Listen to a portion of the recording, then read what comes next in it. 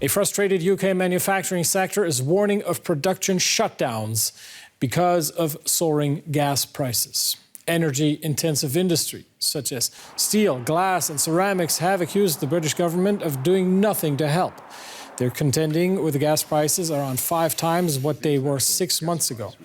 During interviews on Sunday, the UK Business Secretary would not commit to supporting industry through the crisis. A cap on consumer bills has seen several British energy firms go bust in recent weeks.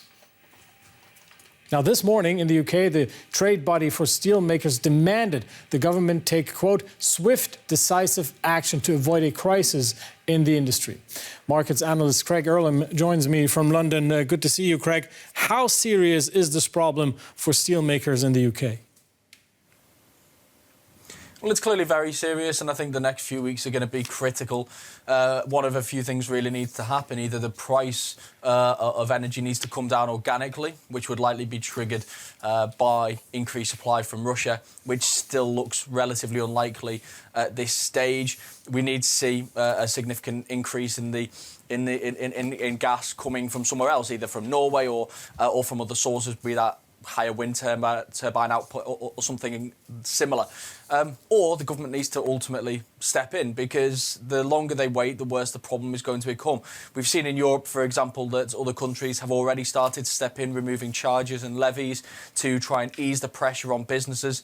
And the alternative solution is obviously going to be subsidies, which again is going to be something that the government will have to undertake, as they have, for example, with fertiliser companies already. They're clearly very reluctant to do so, but this wouldn't be the first time they've changed their mind. So I don't think we can discount it altogether.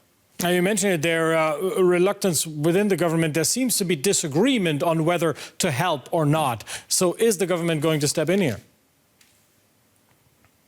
I think they will, ultimately. They're always going to say at this point that they don't want to do it. They're always going to hang on as long as they possibly can. We've got plenty of evidence of that in the past, but we've also got plenty of evidence of them changing their minds when push comes to shove. They don't want these industries to stop producing, because all you're doing is exacerbating a problem for another industry. If the steel makers stop producing, then what other construction industries are going to suffer? We're going to see price surges here because of lower output, and we're effectively just passing the pressure further down the line. So I don't think they're going to avoid it at all costs. I think they're going to hope that they get a bit of luck over the next week or so, and then I think ultimately they're going to buckle, because I still struggle to see anything significant happening that's going to bring down the cost of energy and alleviate the pressure naturally.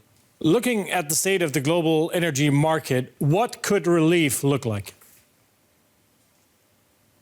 Well, ultimately, relief is going to come from one of a few forms. It's going to come from higher output from Russia, and we know what the cost of that's going to be. That's going to be approval of the Nord Stream 2 pipeline.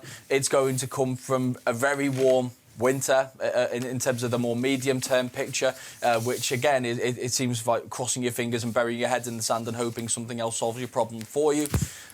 Or it's going to come from subsidies. And I think governments are going to, unfortunately for them, have to be very active. And the reason why they're reluctant to do so is because the last 18 months has been so costly. And as you see here in the UK, the price of that is going to be higher taxes. And it's something that this government is going to be extremely reluctant to do, but is clearly going to undertake. And the last thing they want to do is now start subsidising more and more industries and increasing the amount of taxes they're going to have to ask for. And that's clearly where the reluctance comes from.